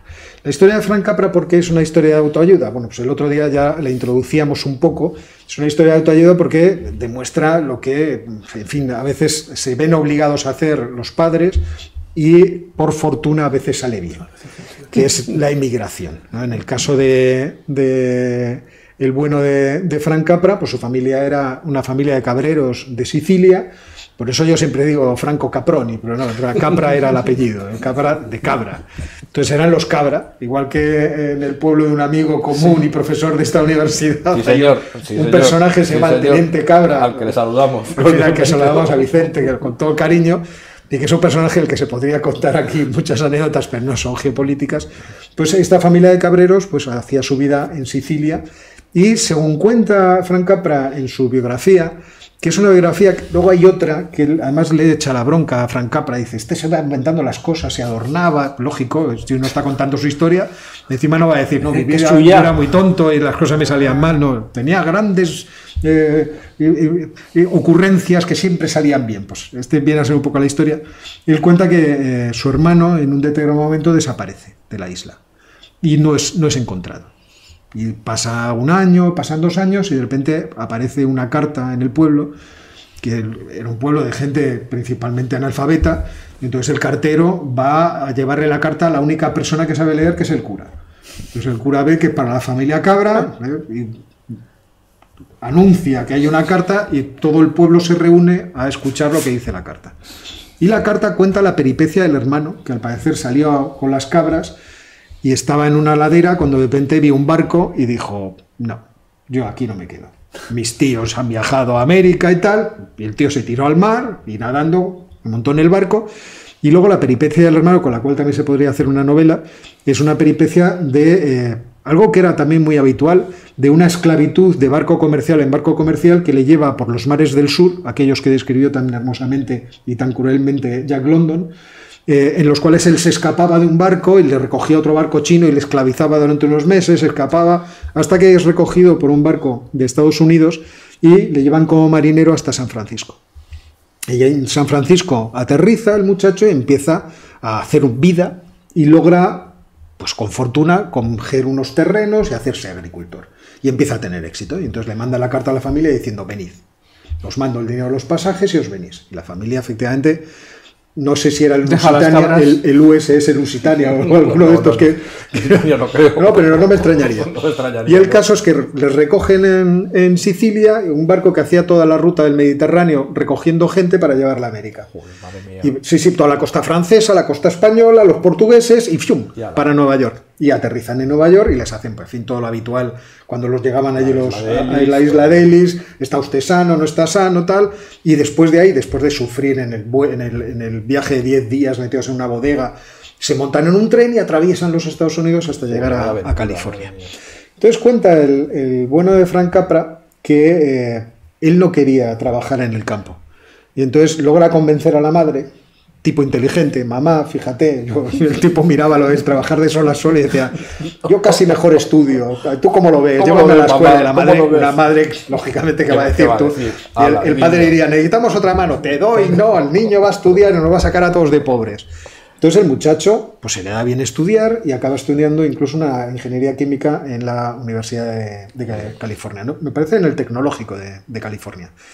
Pero en medio de todas esas cosas trabaja para un... él ya estaba interesado en el cine y hace un pequeño documental y empieza a trabajar en una empresa química que hace los celuloides. Y a lo mejor esto es algo que yo me he inventado, pero si me lo he inventado me lo perdonáis, pues es una licencia literaria muy bonita. En un momento tiene que llevar unos rollos de película a un estudio y cuando llega, pues a alguien le dice, ah, tú eres el que viene a colaborar en los guiones, y él tira los rollos y dice, sí, efectivamente, ese soy yo, porque lo que le gustaba era el cine, y empieza a colaborar algunas veces como ayudante de cámara, algunas veces como ayudante de dirección, pero muchas veces escribiendo los gags cómicos del cine mudo. Es decir, todos aquellos gags de el fortachón que intenta abrir una puerta y no puede y luego viene un bebé y la abre, que hacían tanta gracia en aquellos años y hoy en día nos parecen muy ingenuos. Bueno, pues todo esto se dedicaba a él a hacerlo. Y ahí le empiezan a dar oportunidades y comienza a hacer películas, y de las películas pequeñas pasa a las grandes películas y empieza a tener tanto éxito que una película suya se emite todas las navidades en todo el mundo prácticamente, que es Qué bello es vivir, con James Stewart, la famosa historia del hombre que quiere suicidarse porque cree que su vida, que la vida del mundo sería mejor sin él, y viene el ángel aquel, que digamos, no me acuerdo cómo se llama, a decirle, no muchacho, yo te convenzo. Y otras películas como Caballero sin espada, en fin, las que queráis. Pero el caso es que en todo esto, él ya había, en la Primera Guerra Mundial, se había presentado voluntario como soldado, pero no había podido participar en la guerra porque se contagió de la gripe española y sobrevivió a ella, entonces le retiraron del servicio. Pero cuando llega la Segunda Guerra Mundial, aunque él tiene 44 años, decide presentarse voluntario. Y en el momento que alguien cogió su expediente, dijo, a este no le vamos a mandar al ejército, este tiene que ir a propaganda. Y entonces le mandan a propaganda. ¿Por qué la propaganda era tan importante? Porque aunque se había producido el ataque de Pearl Harbor, los norteamericanos no estaban dispuestos a ir a la guerra a un sitio tan lejano. No. Ellos pensaban, estamos aquí muy bien aislados por 2 océanos, ¿por qué tenemos que llevar a nuestros hijos a que les peguen de tiros? Y este era el problema que se les planteaba a las autoridades de los Estados Unidos. Y entonces quieren convencer a muchos cineastas de que hagan documentales de guerra para convencer a la gente de que vaya a la guerra. Pero en el caso de Frank Capra, él va a tener una participación especial. La participación especial es que para convencerle a él de que haga los documentales, y haga unos documentales que sean muy aclaratorios de por qué van los Estados Unidos a la guerra, le enseñan la obra de Leni Riefenstahl. Leni Riefenstahl, famosa cineasta nazi y también fotógrafa no nazi, porque ahí están, por ejemplo, sus reportajes sobre los nubios, que son realmente espectaculares. Los nubios son también el reportaje realmente espectacular. Los dos cosas. Pues dentro del bagaje de su cinematografía hay una obra muy especial, que yo el otro día confundía el nombre, pero por un lapsus lingüe, yo le llamaba el triunfo de la libertad, pero es obviamente el triunfo de la voluntad, en la que se describe y además se promociona al partido nazi en su congreso de Nuremberg del año 34. ¿Por qué es interesante esta obra en concreto? Yo siempre propongo a la gente que intente verla para comprender el magnífico influjo que tenía la estética nazi, la propuesta nacional nazi, y que se ve claramente demostrada en esa película. La película comienza con unas nubes, y en las nubes aparece un avión, que seguramente será un Henkel, el que sea, el modelo que fuera, aquellos que parecen de lata, y poco a poco el avión va bajando, se va viendo en Nuremberg desde el aire, la gente saludando, y cuando aterriza en un aeródromo de hierba, el que se baja pues es el salvador de Alemania y del mundo, que es obviamente el bueno de Adolfo Hitler. Por llamarle bueno, ya sabemos. Yo llamo bueno a todo el mundo, a este obviamente me parece que he exagerado mucho diciéndolo. Y a partir de ahí se describe o se plantea cómo el espíritu alemán impregna todas las provincias de Alemania con imágenes de una gran potencia onírica, ¿no? Ahora mismo recuerdo una en la que se ve a un grupo de soldados, ya sean paramilitares, porque al fin y al cabo allí, como se decía en un famoso chiste de la época en Alemania, todo el mundo llevaba uniforme y se iba a proponer que los soldados no lo hicieran para que se pudiera distinguir de los demás. Entonces se ve a un grupo de individuos vestidos de uniforme, tomados en un plano picado como en una especie de atardecer, mientras se oye a lo lejos una voz: «Camarada, ¿tú de dónde vienes?» «Kamerad, woher stammst du?» «Aus Friesenland.» «Und du, Kamerad?» «Aus Bayern.» «Und du?» «Vom Kaiserstuhl.» «Von der Donau.» «Vom Rhein.» «Und von der Saar.» «Ein Volk, ein Führer, ein Reich, ein Land.» Desde ahí hasta el último discurso de la película, que es el discurso de Rudolf Hess, que termina con la frase: Die Paz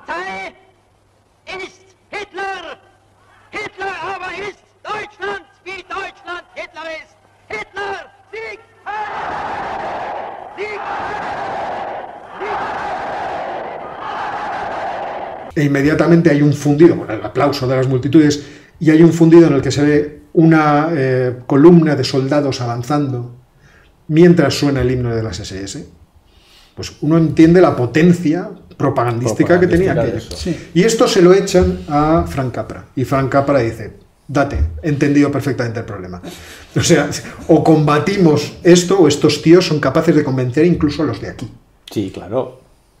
Que es el asunto. Claro, o sea, el nazismo tiene mucha más potencia incluso que el resto de fascismos. Es que el atractivo de todo tipo, en términos culturales que tenía, puede llegar a convencer a los de aquí, como convenció a tanta gente. Incluso en Inglaterra. Incluso en Inglaterra estaba pensando en von Batten. De tal forma que puede, o sea, esta idea malévola puede llegar a aprender en el espíritu de los nuestros, y esto podría ser el desastre definitivo, porque perderíamos la democracia liberal, las libertades, etcétera, etcétera. Y entonces él produce una serie de documentales que se llaman ¿Por qué luchamos? Y en uno de ellos, que luego pondré el corte, en uno de ellos él utiliza el artículo de Halford Mackinder sobre el pivote geográfico del mundo para explicar cuál es el plan geopolítico de Haushofer y compañía. El plan es: conquer Eastern Europe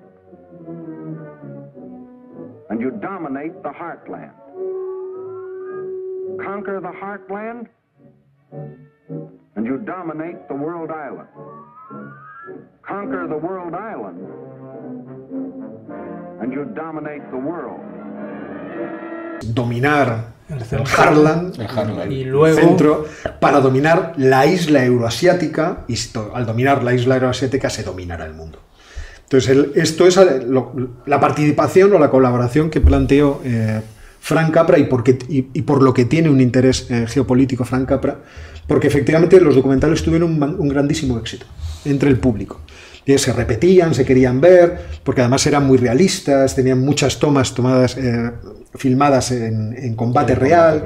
Entonces, la gente veía ahí realmente la razón por la cual merecía la pena irse tan lejos a pegarse de tiros con los japoneses y con los americanos, digo, con los alemanes. Lo tenían difícil, como apunta Jorge, porque desde luego Estados Unidos no estaba muy por la labor, pero los ingleses tampoco. Y os recomiendo la película, la vi aburrido en un vuelo, que es La hora más oscura, el instante más oscuro, que son los momentos de Churchill, donde se ve que había claramente una gran mayoría del Partido Conservador que quería quitarse de en medio y que la guerra, el continente se lo quedara a Hitler, y que ellos estaban en su espléndido aislamiento y no querían saber nada del asunto. Pero no solo, como bien decís, no solo el Partido Conservador, sino una parte de la sociedad británica. Sí, sí. La cosa no estaba nada clara. No, claro que no. Pero el problema es que estas cosas en algún momento pueden volver. O sea, el atractivo que sigue teniendo hoy en día el momento nazi de la historia sigue siendo enorme, y se ve en la cantidad enorme de libros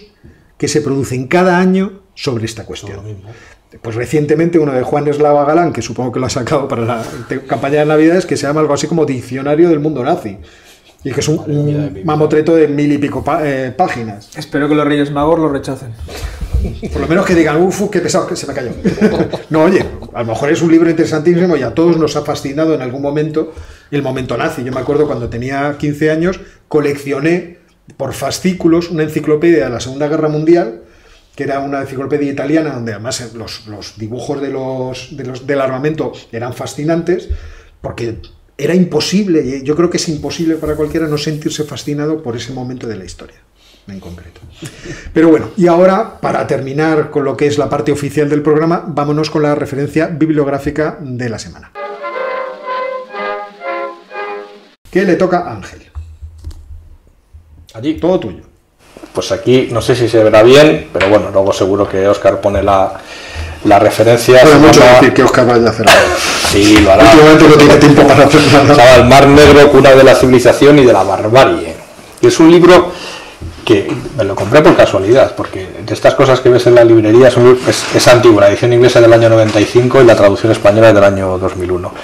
Escrito por un personaje de estos inclasificables británicos, Neil Acheson, que estudió historia en Cambridge y pertenece a esa generación, además, que eran magníficos ensayistas, que es lo bueno que tiene el libro, más que el contenido en sí. Lo que está es que está muy bien escrito.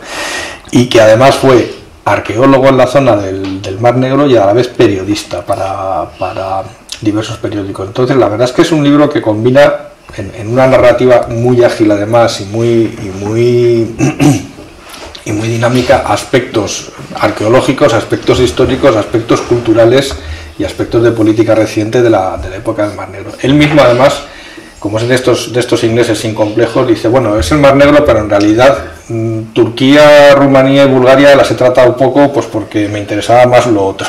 Bueno, vale, muy bien. Entonces se concentra sobre todo, volvemos otra vez a Ucrania, a la zona de Ucrania, a la zona de Rusia y la zona de Georgia. Y está lleno de anécdotas divertidísimas, pero absolutamente maravillosas. No os quiero estropear la lectura, que os aconsejo, pero hay dos. La primera, no dejéis de verlo al principio, que al principio empieza como una historia, una anécdota un poco tonta, parece al principio, es como un italiano, Ferdinando Marsigli, descubre que hay dos corrientes en el Bósforo. Desde siempre todo el mundo pensaba que las aguas que circulan por el Bósforo, que además que se ve, cuando estás allí lo ves, van del Mar Negro al Mar Mediterráneo. Y así es lo que ves, porque ves la corriente que fluye por encima. Pero él, utilizando un cabo, además con pesas y sumergiéndolo a mucha profundidad, lo que descubrió que no, que después de una capa superficial realmente la corriente es en sentido contrario, es decir, del Mar Mediterráneo hacia el Mar Negro. Y eso le sirve, digamos, para explicar pues el significado del Bósforo, Estambul, Constantinopla, la expansión por los terrenos y otros. Y un detalle que en su momento me da mucho la atención es que el Mar Negro es un mar muerto, porque es muy curioso, no tiene vida porque es tal la acumulación de materia orgánica que viene de los grandes ríos de las estepas rusas que no permite que crezca ningún tipo de vida animal. Bueno, de estas anécdotas, esta es la primera, que es quizás la más científica.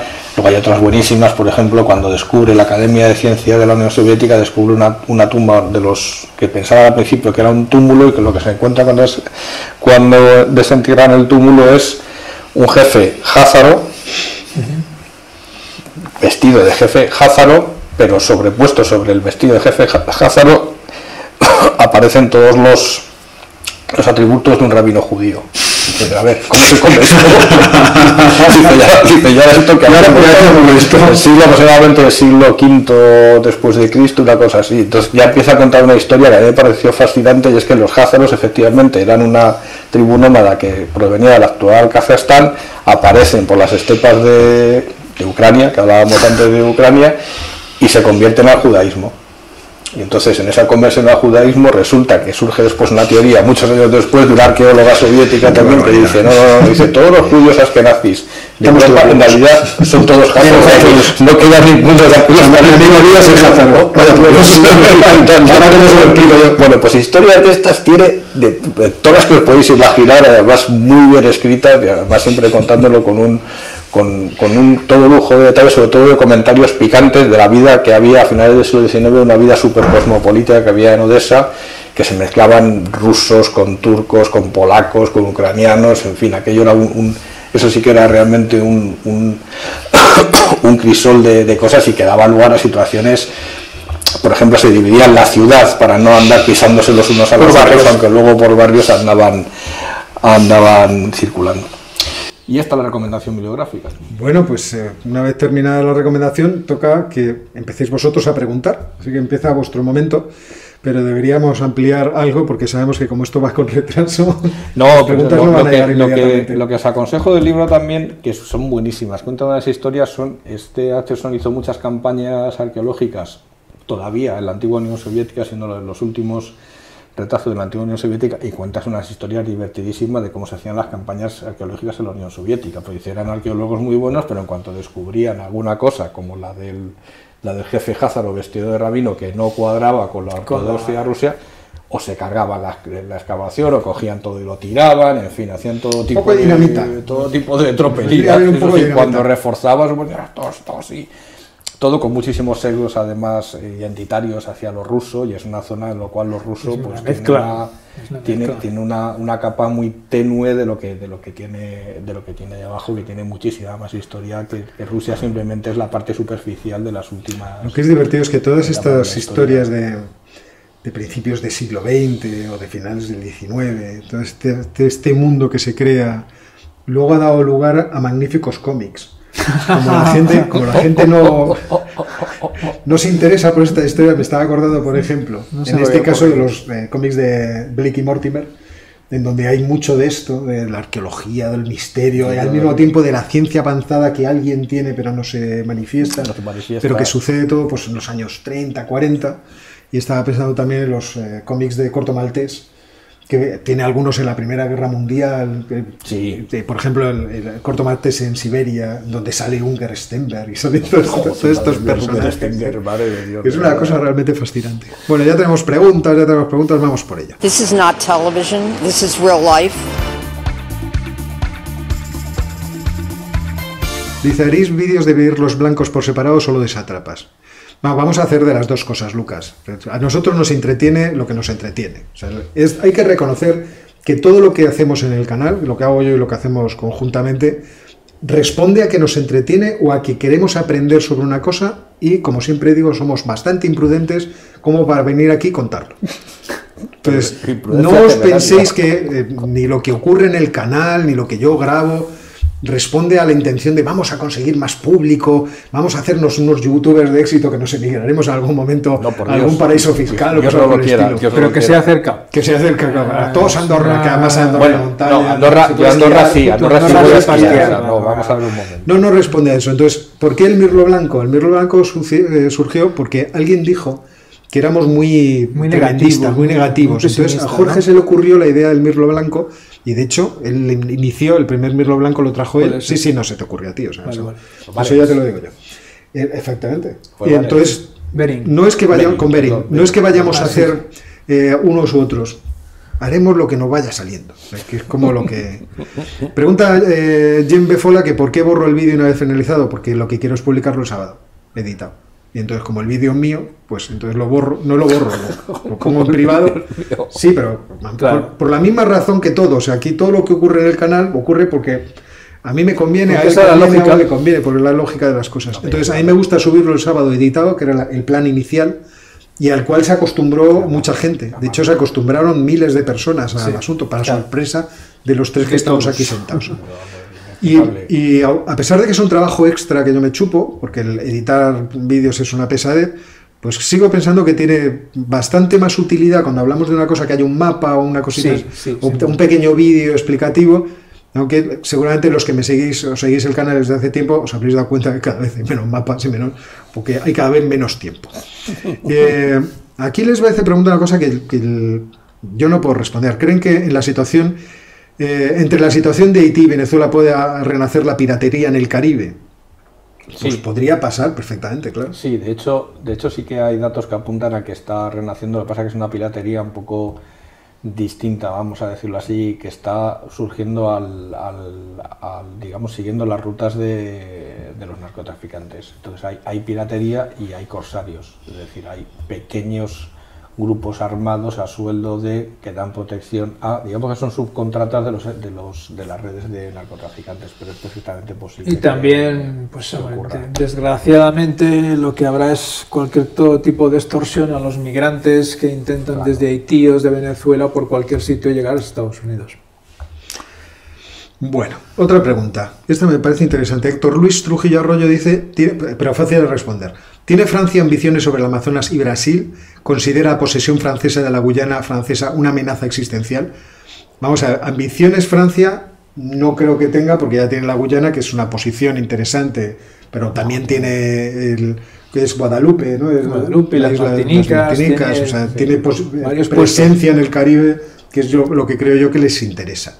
Y desde luego a Brasil le debe dar la risa floja a la Guyana. O sea, yo no sé qué problemas. Es verdad que algunos problemas ha habido estas semanas pasadas por algo que leí, pero realmente no lo tengo en la cabeza, pero no creo que a Brasil, que es un monstruo de 200 millones de habitantes y que a poco que hiciera las cosas un poco bien, iría económicamente todavía mejor. Bastante mejor. Yo creo que, vamos, no creo que le preocupe Francia especialmente, no creo que le quite el sueño. Hidalgo del Melado pregunta acerca de la economía anarquista en la guerra civil. Dice que en un documental en la que se afirma que la producción aumentó. Yo sé de las dificultades que produjo el anarquismo en términos económicos por el famoso artículo de aquel alemán sobre los cupones que se utilizaban para hacer los trueques. La cuestión del anarquismo es que como entran en el asunto, en cualquier situación, dicen vamos a levantar todas las convenciones sociales, pues se encuentran con que la realidad a veces pues ofrece algunas dificultades. Yo me acuerdo, hablando de documental a documental, un documental en el que se hablaba acerca de cómo se estableció el amor libre en las zonas de Aragón que cayeron bajo el dominio de los anarquistas. Y cómo aquello del amor libre produjo un problema secundario que eran los embarazos no reconocidos por los padres. Entonces la gente decía, fulanita ha quedado embarazada, ¿de quién? Había amor libre, vete tú a saber. Entonces eso produjo un problema, es que los padres de las susodichas pues iban con una escopeta a convencer al susodicho, que la hija sí sabía quién era el padre, a decirle, te haces responsabilidad del muchacho y de la manutención o te pego un tiro. Entonces eso produjo problemas serios. Y entonces los anarquistas de la región decidieron establecer un censo y hacer unos matrimonios civiles que se podían romper a voluntad. Pero según contaba un anarquista en aquel reportaje, la parte a la que a mí me llamó mucho la atención, decía, mientras estábamos haciendo la fiesta, una cosa, se podéis no imaginar ustedes, muy humilde, una tortilla de patata, un poco de vino, pues había dos encargados del partido que cogían al muchacho en cuestión y se lo llevaban a una parte y le decían, a ver, fulano, tú vas a ser responsable del asunto, o sea, tú, si te apuntas y te desapuntas, si las fechas no cuadran, entonces no pasa nada. Pero si tratas de aprovecharte, pues nosotros lo que hacemos es que cogemos una escopeta y te matamos. O sea, eso, lo del divorcio, ríete tú. Y eso era amor libre, dice. Eso era amor libre. Vale. Y por otra parte, nos invita alguien a algo. Espérate, ¿quién nos eso ha es lo más invitado? importante. Además hay pregunta. Ahora voy contigo. Y otra cuestión que también había era el artículo este del alemán, porque claro, se prohíbe el dinero. ¿Y cómo se hacen los intercambios?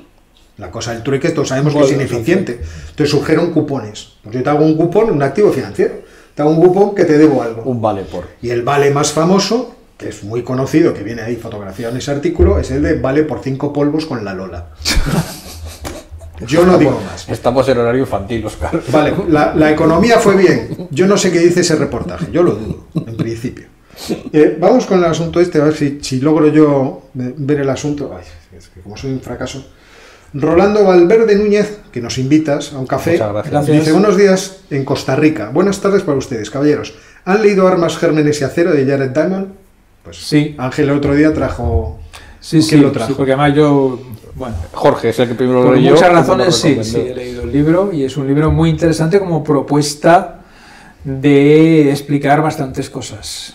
Y puede que tenga razón, puede que tenga razón. Lo más interesante del libro no es tanto las propuestas como el planteamiento que hace de revisar la historia utilizando la evidencia genética, que podemos ahora verla y antes no podíamos, que hay por todas partes. No solamente de personas, sino de animales, de plantas, etcétera, etcétera. Eso es quizás su principal aportación y ahora se está empezando a hacer.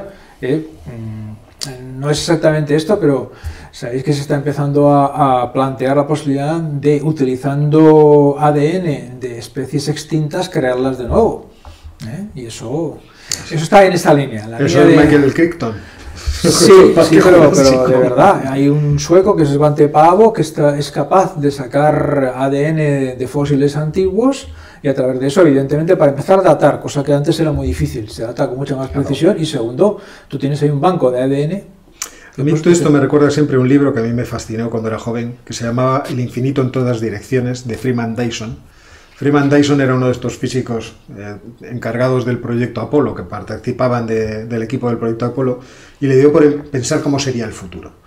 Y entonces te explicaba cosas que tú decías, este tío ha vivido mucho. Entonces decía, por ejemplo, en algún momento podremos mandar al espacio artefactos que serán biológicos. Entonces nuestros satélites serán seres vivos.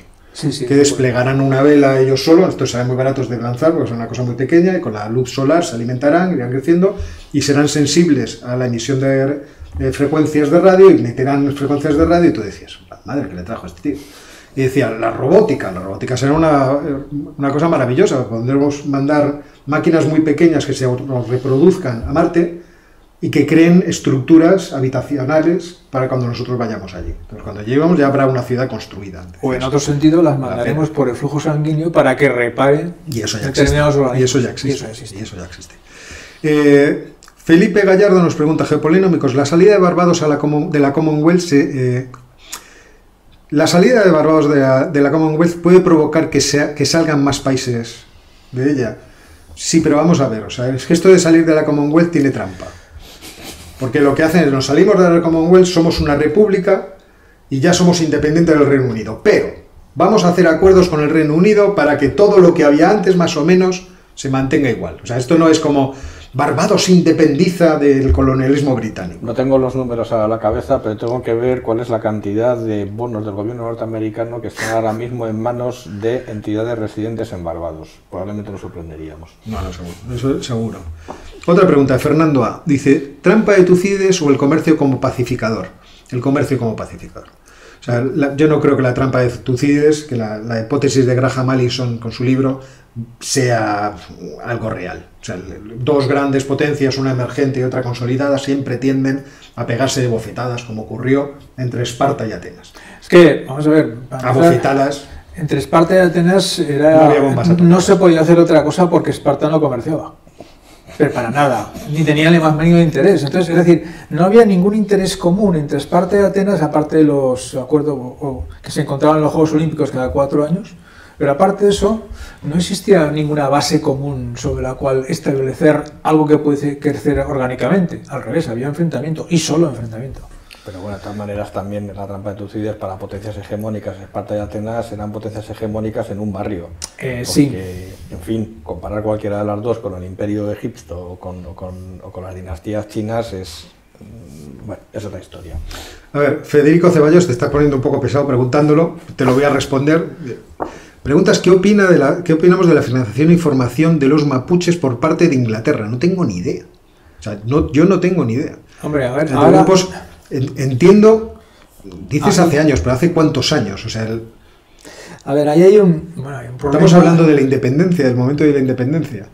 Bueno, ahora mismo hay un movimiento mapuche bastante fuerte, tanto en Chile como en Argentina, que está, por ejemplo, en Chile, como sabéis, se ha puesto en marcha una asamblea constituyente que se puso en marcha y no ha seguido marchando hacia ningún sitio, desgraciadamente está parada. Y parte de los escaños de esa asamblea se reservaron a pueblos indígenas, concretamente a mapuches, para que pudiesen tener representación y pudiesen presentar por primera vez casi en la historia de Chile sus planteamientos acerca, sobre todo fundamentalmente, de la consideración de la tierra y las aguas tradicionales de los mapuches. Entonces, eso sí, eso es lo que está pasando. Hay también ahora ciertas tensiones en el sur de Argentina con los pocos mapuches que hay en Argentina. Claro, hay que tener en cuenta que estos son pueblos, eran los pueblos indígenas de la zona, pero eran bastante poco numerosos, con lo cual el efecto sobre ellos de la llegada de los españoles y los colonizadores no fue tan grande como otras zonas de América, ni mucho menos, pero sí es verdad que lo han estado totalmente postergados cuando a veces perseguidos directamente. Ahora afortunadamente tienen una posibilidad de hacerse oír en los dos países, aunque bueno, en Argentina hay muchísima discusión acerca de eso, de cuánto peso tienen que tener los mapuches, y en Chile dependerá de cómo evolucione la Asamblea Constituyente. Pero ahora, por ejemplo, en las actuales elecciones presidenciales no parece que los mapuches estén pesando nada. Bueno, pues vamos a terminar aquí la tertulia. Había dos preguntas, una preguntándonos sobre el sucre, un panamericano, sobre la moneda aquella común. Lleva tantos años en proyecto que no parece que tenga mucho futuro, sencillamente porque es eso, o sea, lleva demasiado tiempo. Y además hay varios países que ya o tienen el dólar como moneda o están dolarizados. Claro. Es que... Y luego Diego Arsecuel nos pregunta para cuándo el canal de Twitch. Yo no le veo ventaja hoy en día a tener un canal en Twitch porque nos exigiría estar muchas horas en Twitch y tenemos muchas cosas otras que hacer. O sea, yo tengo que convertirme en un buen retratista al óleo en 2 años, que se me está acabando. Le dije que en 5 me quedan 2. Así que no hay tiempo, lo sentimos, o sea, no hay tiempo, hay muchas otras cosas que hacer. Madre mía de mi vida, ¿eh? Así que, oye, pero tú sabes que es verdad, o sea, luego tengo el retrato que estoy haciendo en Cosca, va bastante bien. Pero todavía, es verdad que hace 2 semanas que no lo toco. Eso sí, la pintura está seca. Bueno, pues hasta aquí ha llegado la tertulia. Agradecemos mucho que nos hayáis seguido hasta este momento de la tarde, cada vez son más largas estas charlas, pero es que la verdad es que nos lo pasamos muy bien. Y es el momento de despedirse. Jorge. Pues gracias y buenas tardes. Ángel. Gracias a todos, buenas tardes. Buenas tardes y hasta la semana que viene.